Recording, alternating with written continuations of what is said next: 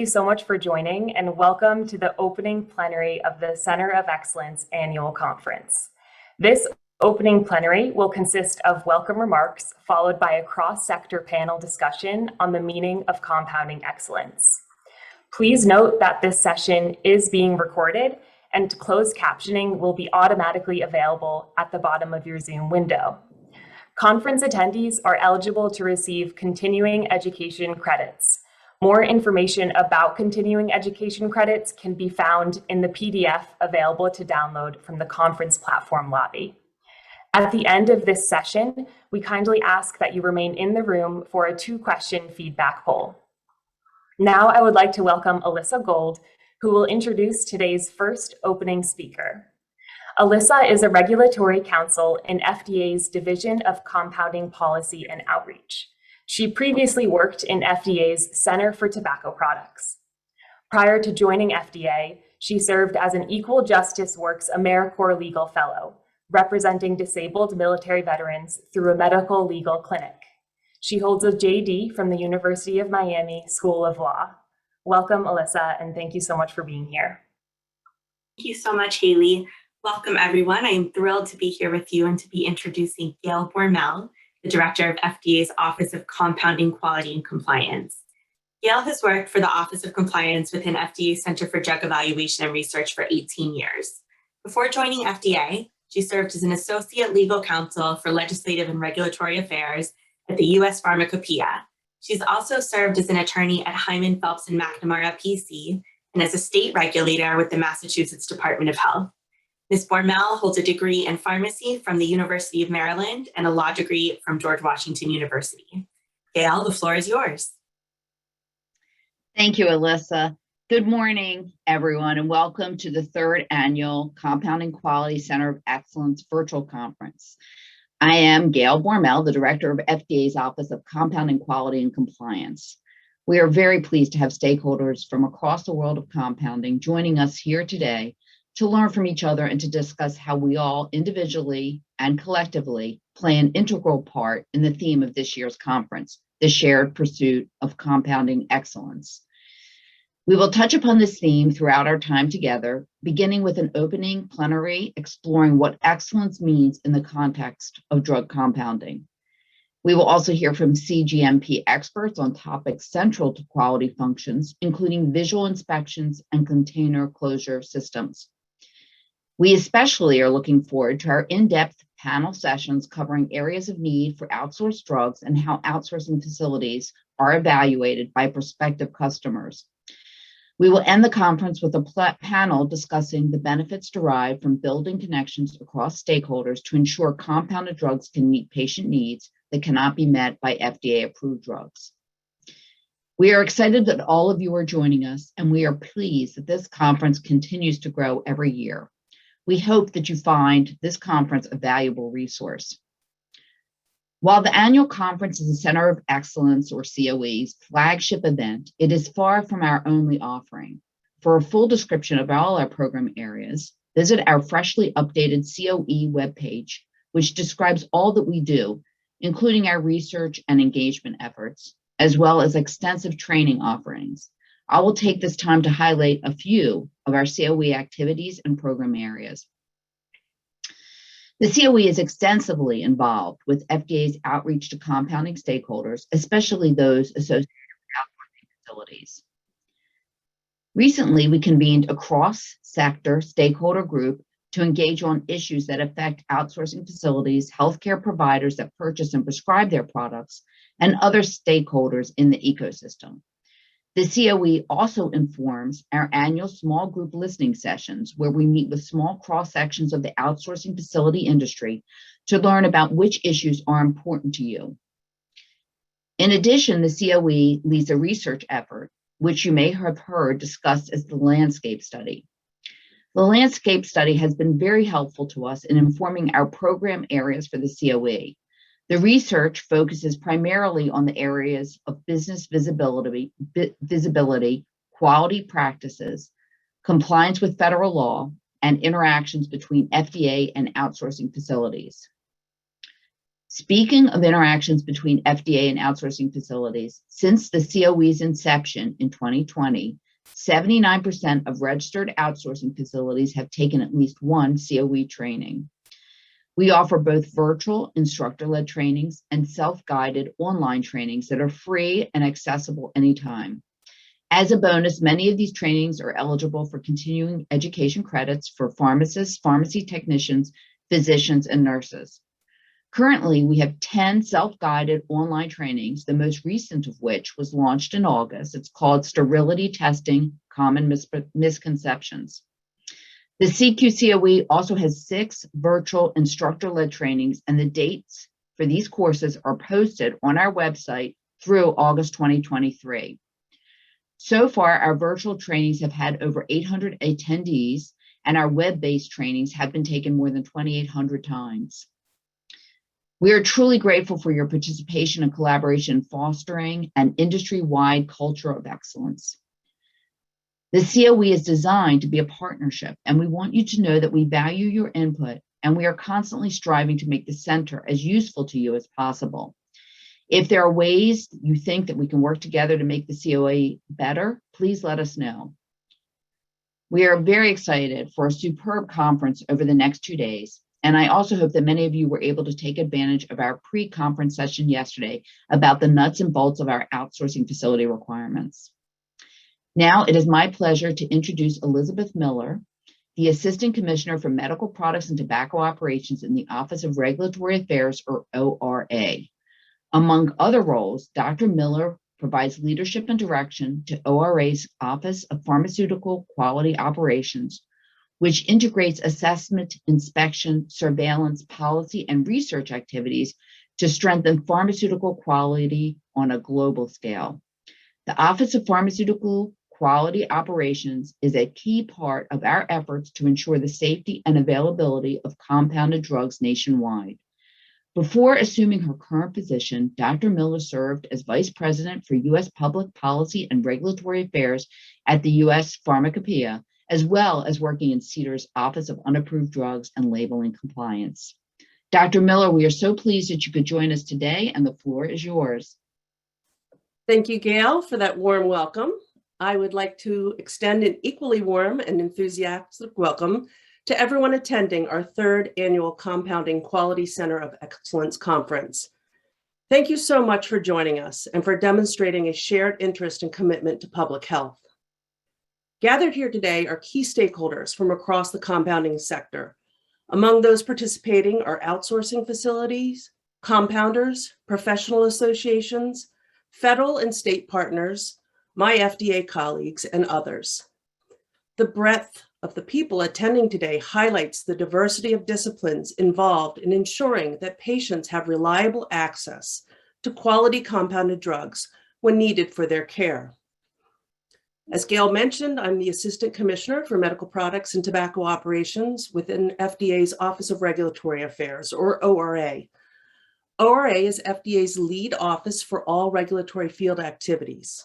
We handle a wide range of mission-critical work, including inspections, investigations, product sampling and analysis, recalls, and enforcement cases. More than 4,500 ORA staff work in locations across the globe to ensure the integrity of our food, medical device, biologics, and drug supply. As we have all had to do over the past few years due to the public health emergency, ORA is navigating challenges in accomplishing our work while keeping our employees and the employees in the facilities we regulate safe. We continue to encounter travel and quarantine restrictions. We have had to find ways during the pandemic to continue our field work when we could not be physically present to inspect. And we too have intermittently been hindered by the fractured global supply chain. These challenges and constraints presented opportunities to reassess how we accomplish our role to protect public health without compromising the integrity of our mission.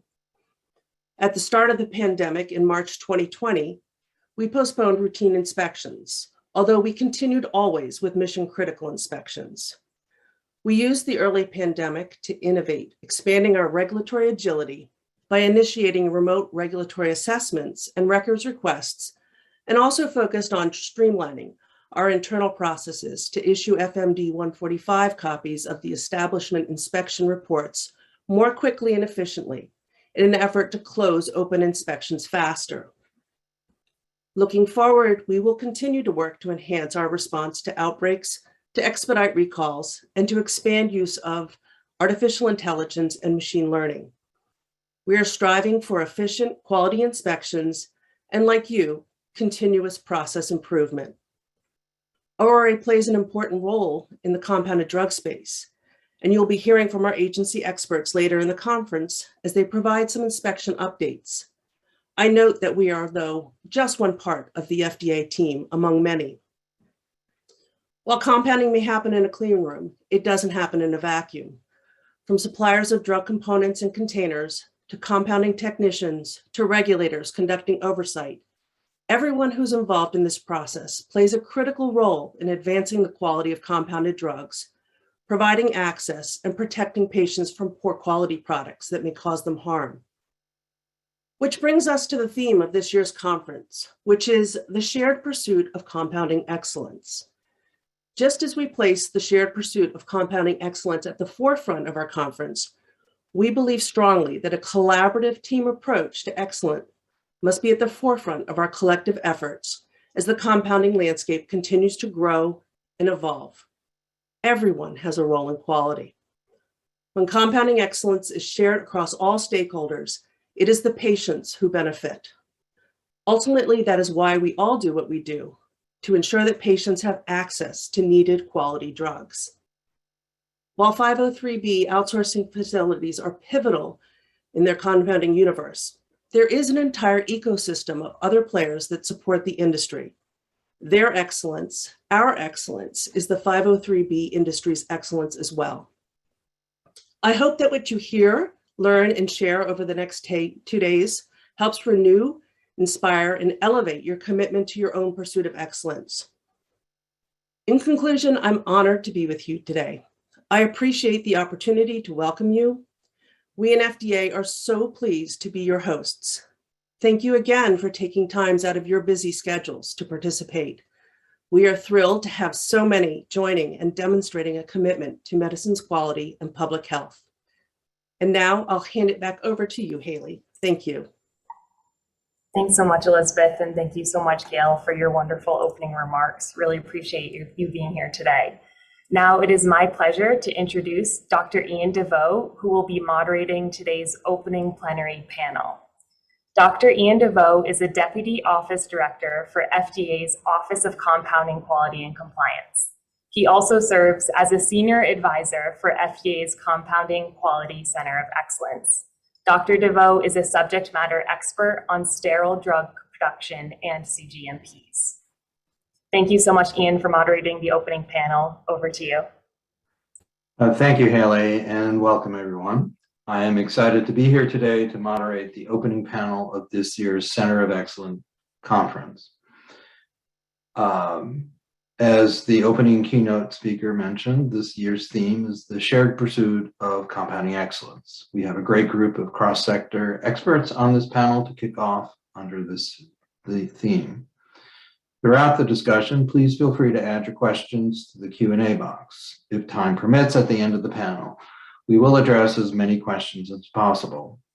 I will start by briefly introducing the panelists, then I will share several panel discussion questions that explore what excellence means across the industry.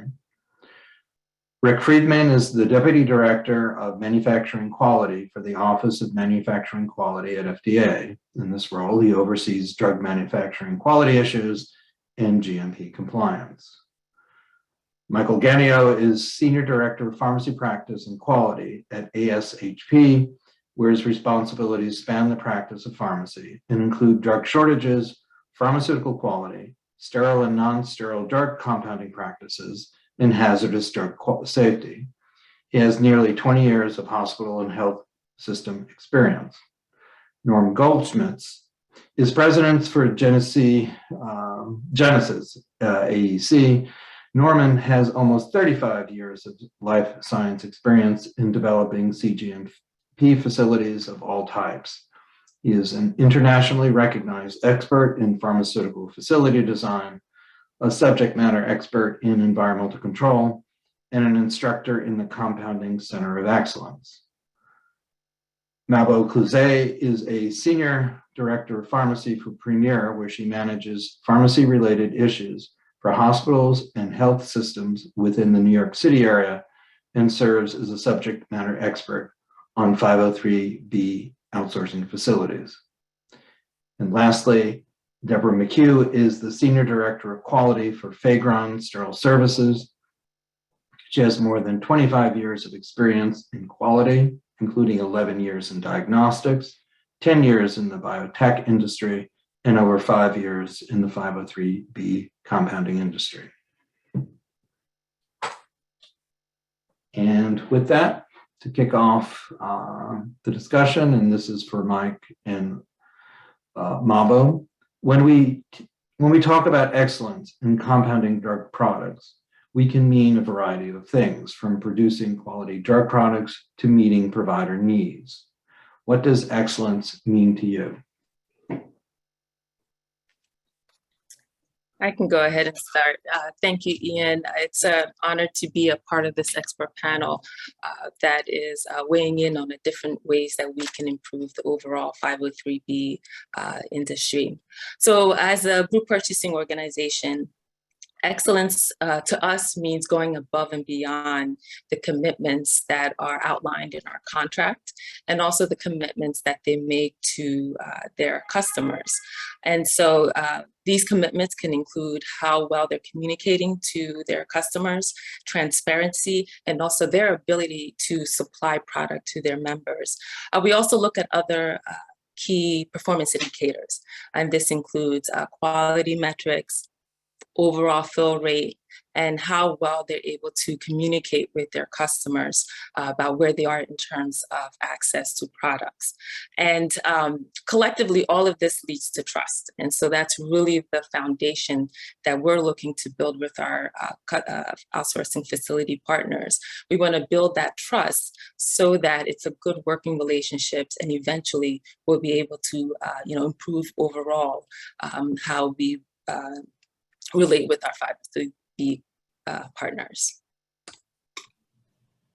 And I think you'll probably hear some similar themes, but to me, excellence is about the relationships. It's partnering, it's that level of transparency that Mabo mentioned, understanding providers, and not just the needs of the providers, but understanding the context of how they're using medications and the details of a request. So partnerships can help address safety issues with medication use, including dosage forms, labels, machine readable coding, how those are being used in the practice setting. There's a really great example of a potentially dangerous drug dose form combination that could have been potentially fatal. So if you think about a very concentrated electrolyte in a syringe form, that's something we as healthcare providers would really be wary of. And could there be an inadvertent administration of that? It's meant to be used in a pharmacy for compounding. But going the extra step to really reach out to customers to find out what can we do to make this safer. So to me, that's an extension beyond quality and into that excellence that is really, as Mabo mentioned, it's a relationship that you're building and a trust. Transparency meaning not just a discussion about quality, but also insight into best practices, how those practices can affect products.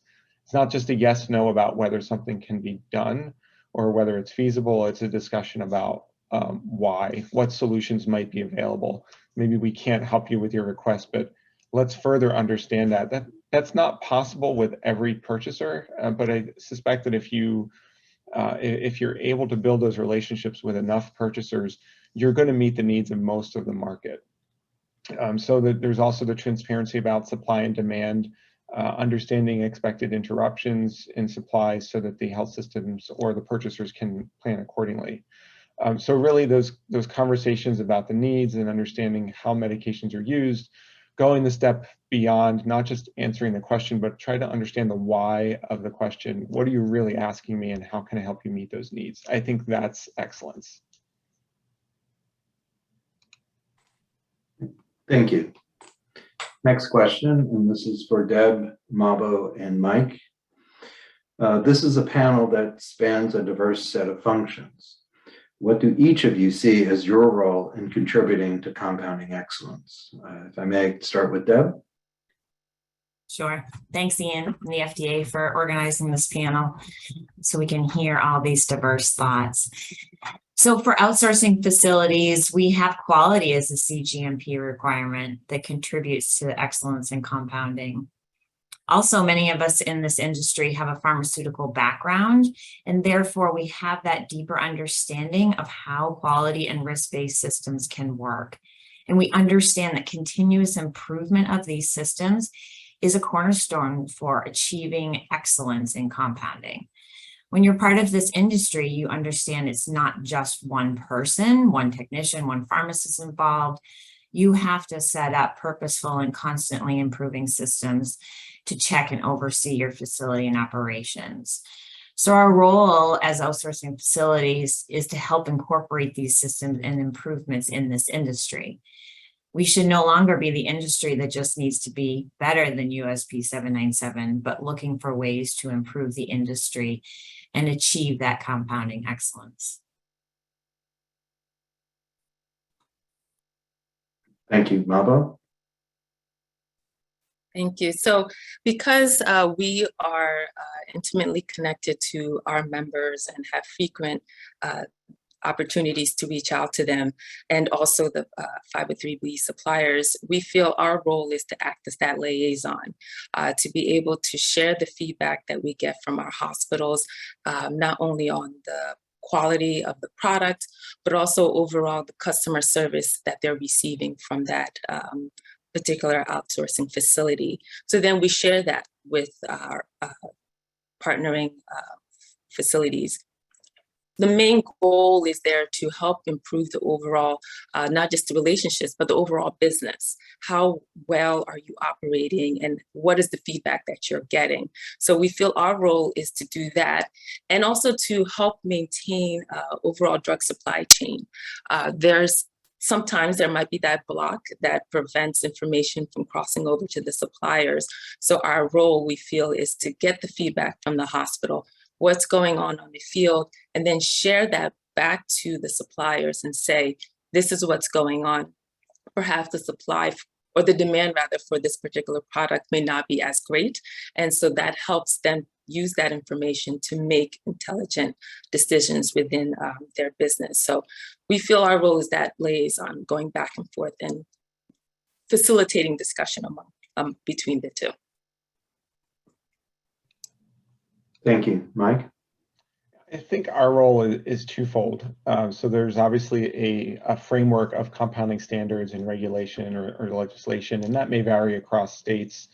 But we can leverage the expertise and experience of our members to help affect change within that framework to drive toward higher quality and toward excellence. I think we're also uniquely positioned where we can develop resources and tools for not just for our members, but for any purchaser of an outsourced product, or for anyone who is learning compounding from 503A USP perspective. So we span all of those practices. So we have a role in both the education of the practitioner and with advocating on behalf of our members for that framework of compounding. We're also positioned well to work directly with vendors to help develop tools and resources, as I mentioned, but to also advocate for enhanced safety and quality. And one of those examples is our Standardized for Safety initiative. That's it's seeking to standardize medication concentrations across care settings to reduce the risk of administration error. So one example you might consider is a pediatric patient who's in a hospital receiving an orally compounded, a compounded oral liquid. And if the hospital is preparing it as one concentration and the family or caregiver learns to give a teaspoonful or 5 mLs, and then the pharmacy on the outpatient side prepares it differently, there could be an administration error. So the Standardized for Safety initiative is something that we also can use to advocate for safer medication practices. So our role is sort of twofold in this space. Thank you. If I may add also, since I represent the FDA, I'd like to promote the Compounding Quality Center for Excellence in all the activities that are carried out within this function, especially the training that Gail had previously mentioned, both the instructor-led and web-based training. Next question, and this is for Rick. You have been around the pursuit of excellence regarding quality in pharma for a number of years. How do you see the evolution of pursuing excellence in the outsourcing facility space? Well, I think no matter what sector you're in when it comes to making drugs, making medicines, and this really applies to the non-pharmaceutical world too, everything starts with strong QMS. And that means that leadership comes from the top. This all starts, really with the senior leadership engagement and accountability. The companies that have succeeded, they've excelled, have a strong quality assurance program and dedicated personnel who make sure that there's excellent detection of deviations, timely detection of deviations, and the quality assurance professionals in these organizations are empowered to ensure that any batch that was exposed to major deviations are not released to patients unless justified by an investigation. They have that authority in the organization. This is all really part of a thread throughout these companies who have excelled in the conventional manufacturing sector, and applies, of course, to outsourcing too. That there's this vigilant risk management that ensures timely action, robust CAPA, consistent performance, and that commitment to quality assurance creates sustainable compliance. It's by being committed to quality assurance and the patient first that you achieve sustainable compliance. It's almost an afterthought if you follow these approaches. And of course, incorporation of modern technology is a feature of any strong quality management system. If you look at organizations where employees are frustrated, they are not always happy at their jobs, it's because there's low capability operations, the equipment doesn't work very well, or we always have to stop operations and investigate an issue because the equipment is there's a problem, or there's someone else that didn't hand off their part of the operation and they dropped the ball. But as you get automation and you create separation, like barrier technologies and isolator technologies, and you take people out of the equation and you have equipment that's 21st century involved, you end up in a win-win situation in which people are more motivated, knowing that the system that they work within is reliable, right? And we set ourselves up for failure too often in any organization if we don't make sure that we are, in the first instance, giving them the right materials and equipment to work with, right? So that's part of the overall quality culture. It's the implicit expression of quality culture and a commitment to a high quality culture when a company invests in capable technologies that separate, integrate operations, like transfers don't have to be done manually each time, but there's integrated transfers instead. For example, the pharmaceutical industry uses integrated lyophilizer transfer from the processing line almost always now. And again, automation, where automation can be incorporated. So that kind of investment, again, is implicit. The explicit expression, of course, is the words that leadership uses in describing their commitment to the patient first and quality first. But the implicit and the de facto and the proof of that commitment is in the actions they take. So ultimately, I think it's all about patient first, and there's always a business case, almost always, for innovation and investment, and a lot of the companies have done that. The industry really has modernized in the last 20 years in the pharmaceutical conventional industry, And I believe that outsourcing is also moving in that direction. It all comes down to having the right competencies in the organization, hiring the right people, and being introspective in a way that allows surfacing of issues and doesn't punish people or penalize people for bringing up issues, but actually literally rewards people for surfacing issues that may be causing quality, sterility problems. And ultimately, that introspection, I'll stop with this thought, has to include this as leaders in the organization that are on this panel and others that are in this conference. I think you should consider what halts or delays implementation of needed changes or improvements. That introspective question is, I think, the central one. And our investigation is truly digging into root causes and correcting them, or is it just superficial patchwork or explaining it so you think you could hand a piece of paper to a regulator? But really, real compliance for us is that you do all the things I just mentioned, and that you have this commitment to quality assurance and patient first, which I've already heard two leaders mention. I'm very heartened to hear that, from a couple of leaders already, in this panel, only in the first 15 minutes. So hopefully that, I kind of lays out, which I think is a very complex calculus of a number of things that go together that has made the pharmaceutical manufacturing industry really do a step change in the last 20 years. And I do see outsources on that trajectory too. Thank you, Rick. Mavo, the next question for you. Working for a GPO, you view the practices of many different outsourcer facilities. Are there certain characteristics or practice that you see that incentivize compounding excellence? Yes, thank you. And so when we are speaking with outsourcing facilities, of course, we're not only looking at quality and the safety track record of that particular facility, but we're also looking at the overall business plan. So is there a sound business plan in place in order to provide product to our members in the long run?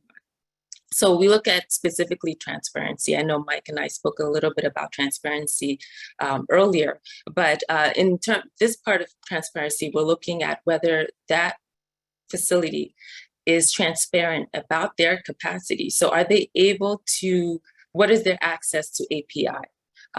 Are there foreseeable disruptions or unforeseeable disruptions, and how soon are they letting us and their customers know about this so that we can plan accordingly?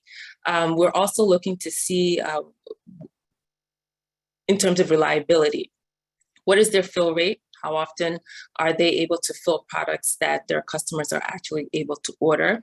And if they have a new customer coming on, how are they prioritizing their existing customers, especially in situations where there's an extreme drug shortage, or maybe the pandemic that we just went through? What is their process, and how do they identify who gets what first? And so that gives us an idea of how reliable they are and how dependable that they are to their customers. So together, both the reliability and the transparency gives us an overall idea of their business plan and how their business would provide product to our members and maintain that drug supply chain in the long run, and not necessarily just for the short period, but overall in the long run, helping to maintain product for our members. So those are the things that we look at to make sure that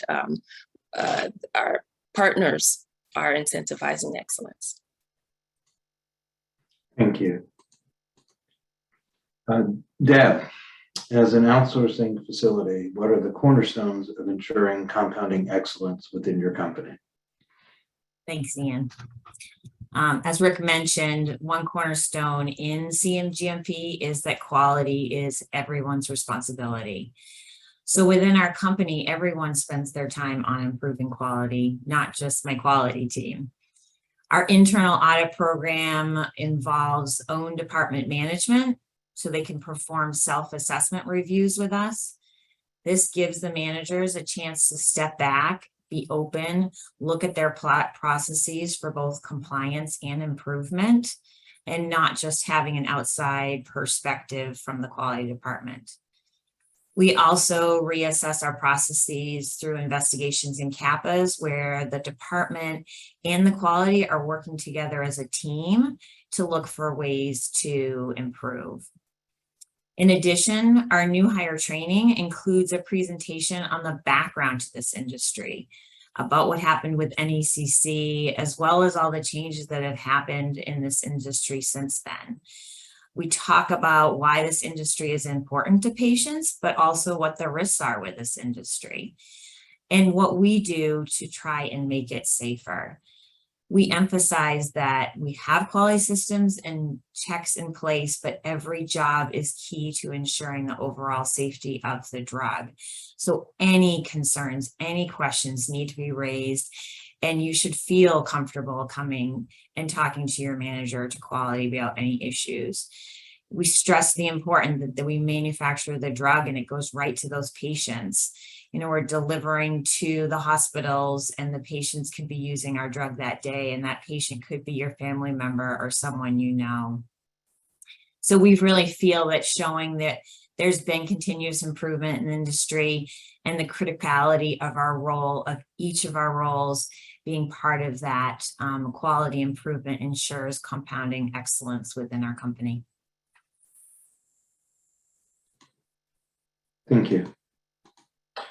And the next question is for Mike and Deb. ASHV has developed a tool that measures the quality practice of individual firms. Do you think this or similar tools will help raise the level of compounding excellence among facilities? And if yes, in what ways? Beginning with Mike. Sure. I do think it will raise the level of compounding excellence, and I think mostly through awareness. So there are some gaps for any purchaser who's attempting to assess the quality of an outsourcer, whether it's 503A or B, and the tool has pathways for both. But the tool can help purchasers evaluate beyond what might be found in a 483 after an inspection. Not every firm has been inspected yet, and not every 483 is the same. So from our member perspective, we deal mostly with hospital pharmacists. You can equate the findings of a 483 to a Joint Commission or a DNV inspection for accreditation. There are generally going to be findings, but not every finding is the same. What is the level of response to those findings, and how significant are they? And that's really difficult to discern, just noting that a firm has had an inspection and there was a 483 afterward. So and also the 483 process doesn't really have a closeout. So the tool gets into some of the details of GMP. It can allow the purchaser to request a response from the outsourcer on how is the 483 closed out. It gives the outsourcer the ability to respond to that in a way that's a little more public than the mechanism through FDA. So the tool can help close some of those gaps. It was developed with expertise from both 503A and 503B compounders, along with purchasers. So it's designed in a way to help get purchasers thinking about what is quality, what sort of characteristics meet my institution's needs. And it can lead to some of those conversations that I mentioned in the opening about matching those needs, becoming partners, and really working toward optimal medication use and safety. It goes beyond GMP a little bit into things like capacity for production, expected turnaround times, recall practices, insurance coverage. So it really, again, it should really get purchasers thinking about what other things outside of GMP do I need to consider when choosing someone to partner with for outsourcing needs. Thank I you, agree. Deb. Yeah, sorry, Mike, I agree. You know, the ASHP tool really helps bridge that gap in language between hospital and pharmacist 797s to the FDA CGMP requirements, and what does this mean, and what does this mean? What is a 483 to your example? It's really a great tool for the industry, consumer, and facilities to help have those conversations, have the discussion over you know, what they are doing at the facility to meet those requirements. 797 and GMP practices can be very different from each other. So it's really difficult sometimes to communicate. And if you use that tool, it really can set a baseline so you're both having the same discussion. There are other tools coming out. ISPE is coming out with a guidance soon for the outsourcing facility industry, which that really will help bring new perspectives to the industry, as well as, you know, a lot of equipment manufacturers from the pharma industry are coming into the compounding arena. And I've really seen with that, there's new ideas being brought to this industry. And again, ways to improve this industry just from other angles by having these different tools and different perspectives come into this industry. Thank you. Questions for you, Norm. You help provide input on facility design for outsourcing facilities. Are outsourcing facilities looking for ways to integrate facility design in a way that optimizes their processes? Well, I think that the most advanced are, and interestingly, as both Deborah and Rick had alluded to, there's a huge body of knowledge that we can leverage out of the pharmaceutical industry, an industry that's been going through some of the important changes that we're looking at in outsourcing facilities. And consequently, there's an opportunity for us to leverage the sort of contamination control strategies, the equipment, that it really all comes down to, right? This beautiful synergy we can get between people, process, equipment, product, and understanding how the equipment influences the personnel, the SOPs, and having the opportunity to take, as Deborah just had alluded to, advantage of some of this equipment, which is now available at smaller scale, on more appropriate for outsourced facility use.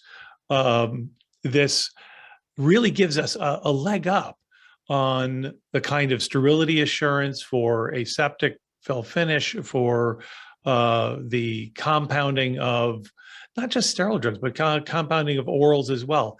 There is a lot of technology and practice that really is, I see, newer facilities, some of the most advanced companies in the industry leveraging to give themselves a head start that is well beyond some of the very manual practices, some of the higher risk activities that were traditionally the compounding industry of old, that resulted in some of the tragedies that were mentioned earlier. So yes, I do see companies starting to recognize, and not everyone has yet, but there is an opportunity not only to do better, to produce better products, safer products, but also actually to make ourselves more efficient and more cost effective at the same time. Thank you. And the next question for Mike, Norm, and Mabo. What do you see as bright spots in the evolution of compounding excellence to date? Mike, starting with you. Thank you. I think the further development of standards and the creation of this 503B category through legislation. Obviously, the New England Compounding Center tragedy was terrible. It was a failure in commitment to quality and to patient safety, and really gave this concept of outsourcing kind of a bad name. But it's allowed, the framework that was developed out of that has really allowed this market to grow. perhaps in different ways, I think, than maybe originally intended. I think there are probably less hospitals and health systems that have entered the 503B space than would be preferred. I think it shows how difficult GMP is, especially for a hospital or health system setting. It's not easy. If it were, I think more firms would be getting into that.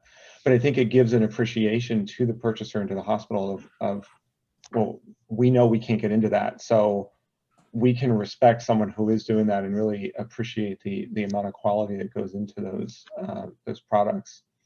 I think particularly for things that are not commercially available, and I think Gail alluded to the needs of the community. I don't know that we've really talked about where there is not a commercial product available, something that must be compounded to meet a patient's needs. So there are niche categories in particular, like pediatrics, dermatology, ophthalmology, procedures, operating rooms, where these products meet needs for patients and for providers.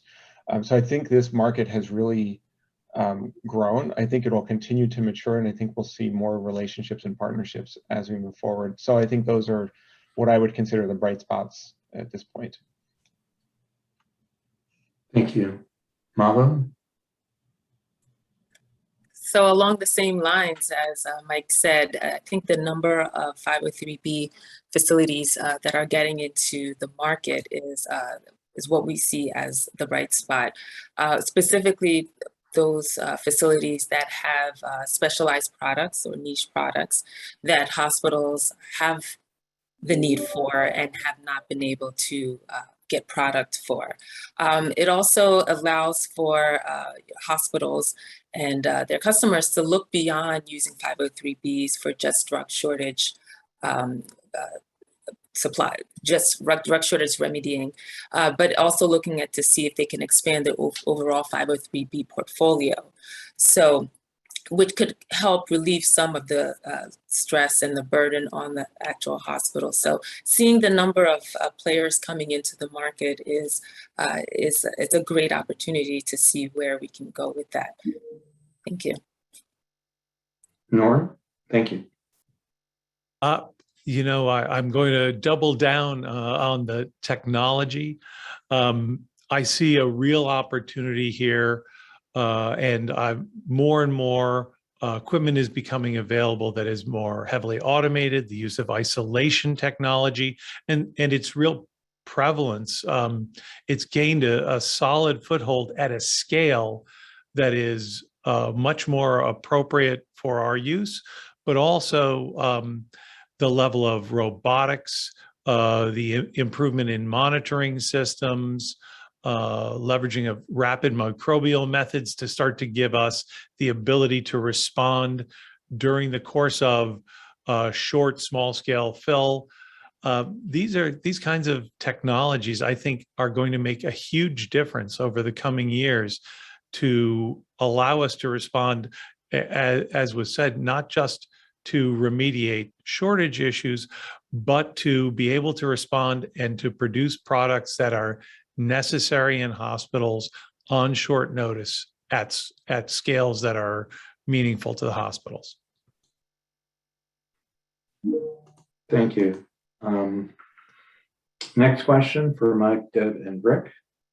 What are the greatest opportunities for advancing compounding excellence in the 503B outsourcing facility industry? Begin with you, Mike, again. Sure, and I'm gonna continue to answer on this relationship and building partnerships, and I think there's still a lot of opportunity here. So, with health systems, continued outreach to understand not just the what but the why, being part of innovative solutions to problems that organizations might be facing, and again, I recognize that can't be done at an individual level with every institution, but I would be surprised to find that institutions aren't all facing similar problems. I think a lot of hospitals in particular are using 503B as an extension of their own in-house compounding program. So understanding what does that mean for their needs. We know that for drug shortages and one of the major issues lately have been pharmacy technician shortages. So the outsourcing is a natural next step to try to meet those needs. from the purchaser side, understanding that USP is not the same as GMP.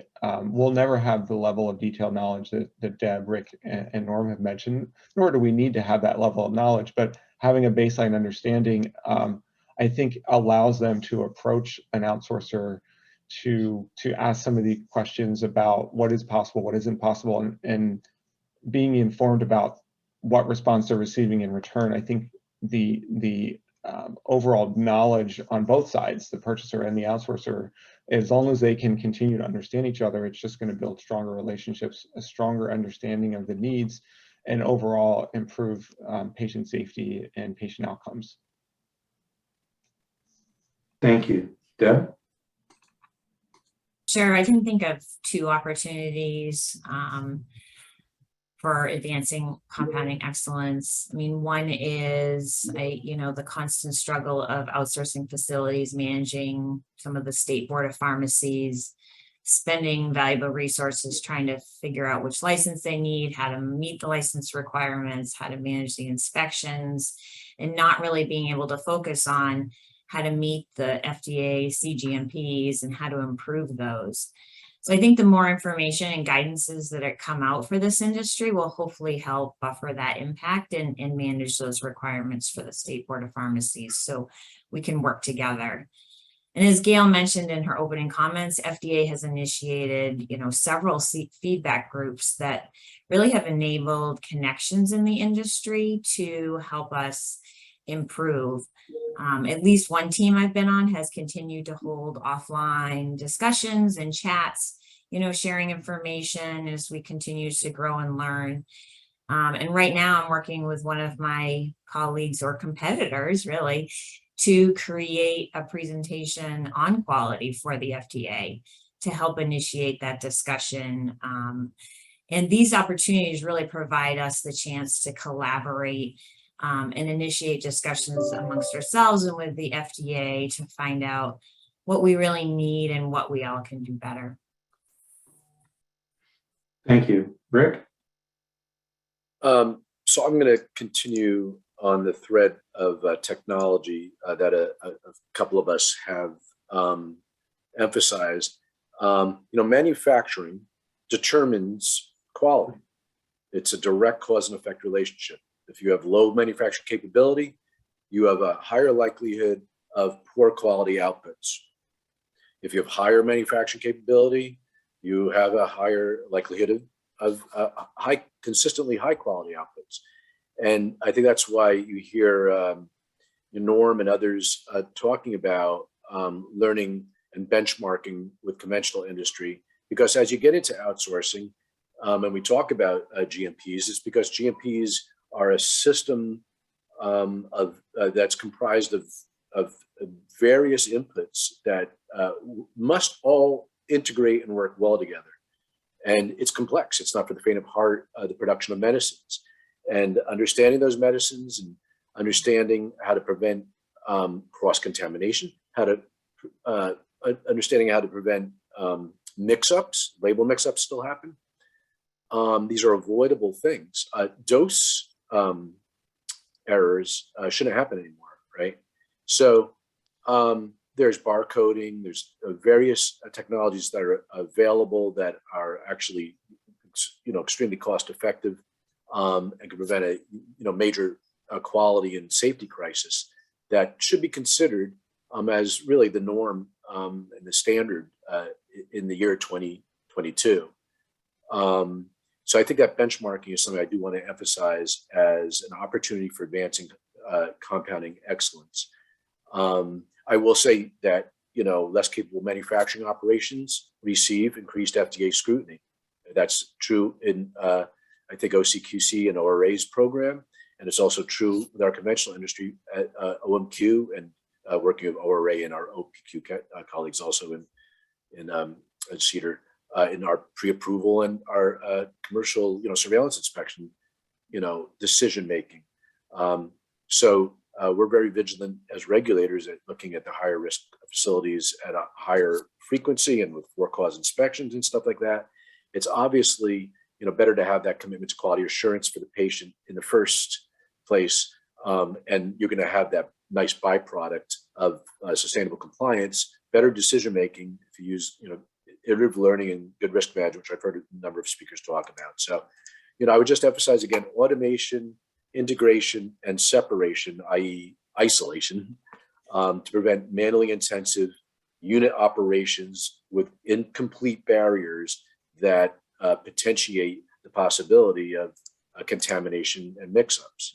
Trying to reduce those risks is a big deal for the outsourcing industry. The capability is there, the technology is there. I heard again these great industry leaders talk about working with vendors, yes, and that's also in the area of working with vendors of equipment that are used for your processes and for better detection of like barcode readers and even more sophisticated equipment like isolators to integrate those into your operations. But I'll end with this point that the conventional pharmaceutical industry had some initial inertia, just like you folks understandably have in some cases in moving to 21st century technology. And there's no looking back now. There's higher efficiencies, there's a return on investment, and there's business and supply predictability, which again is a theme I heard from everybody today. Business and supply predictability, speed to patient. Thanks. Thank you. And for Mavo, Norm, as a diverse set of stakeholders, in what ways can you collaborate to move the needles on excellence in the industry? Mavo, beginning with you. I wanted to touch on, I'll touch on two ways that I feel that we can best collaborate. The first is moving more from a transactional relationship to more of a strategic relationship with outsourcing facilities. So the strategic part of it, we get a lot of questions from suppliers about products that they're considering bringing to market. Suppliers want to know whether the customers need this product. Is there a need at their facility? And for existing products that are out there, do the customers still need it? And so we feel as though moving to a strategic relationship will help the suppliers gather that feedback so that they can make intelligent business decisions about product selection and production. On the customer side, customers also want to know whether a product that they need, is that a viable product that's going to be able to be brought to market? So having that back and forth will help fine tune that relationship that we have. The other part I wanted to address was education and awareness. And I think right now where it is that many, at least of our hospital members, need to be a little bit more aware of the financial resources and investments that 503B facilities put into bringing a product to market. So these are the conversations that we're having with our members. We're trying to have them understand that the requirements of the regulatory requirements of both the FDA and various state requirements and the quality requirements that Deb mentioned earlier. So hopefully this will somewhat level set expectations on both sides so that we can work collaboratively to move the needle a little bit on overall excellence within 503B. So the education and awareness, I think, is a big focus that we are trying to get our members to understand. Thank you. Norm? So I think it's important to understand that in that diverse set of stakeholders, that everybody sees excellence as something different. It is not a single homogeneous thing. It is rather multifaceted. And so when we come at it from different perspectives, it's actually a strength, not a weakness. And it comes down to how we communicate, which has been, I think, a theme all through these discussions.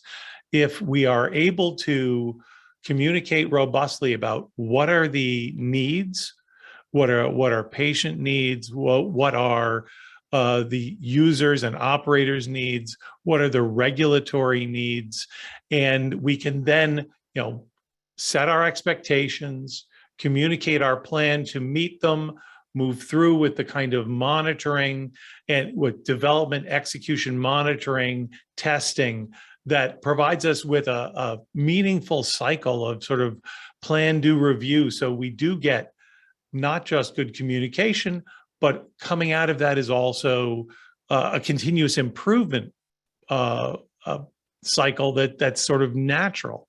So it comes down to understanding the different needs of the different stakeholders and expressing them in a way that we can get more global understanding. I think that's really part of what was said earlier. And then recording, planning, and moving through a process that is transparent to everyone.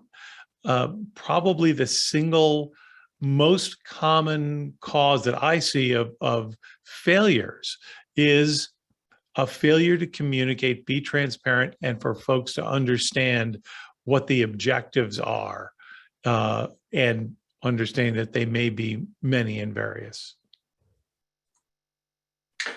Thank you. We are almost at time. There's several questions in the Q&A section. We may have time for one. And for those, and if I may, Norm, if you can address this one, are there any automated systems on the horizon on the micro level? For example, automated syringe filling machines that can do roughly 300 to 500 syringes in 2 to 3 hours? They're not even on the horizon. They exist. They're already out there. One of the things that I would love to have everybody know is that we can take advantage of innovations that have happened really more to support the pharmaceutical clinical market, but it gives us equipment that is scaled to that sort of 20 units a minute kind of range with all of the or varying available levels of technology, automation, monitoring, et cetera. So the equipment's out there. This is probably not a place for me to give the names of vendors of equipment, but we deal with them all the time. So they are out there and they're readily available commercially. Thank you. And with that, we are pretty much at time. I'd like to thank the panelists and the audience. For those that asked questions that were not able to be answered here, please hold on to them, hold on to them, and they will be answered. There are other opportunities to answer questions. With that, I'd like to hand it over to Haley. Thank you so much, Ian.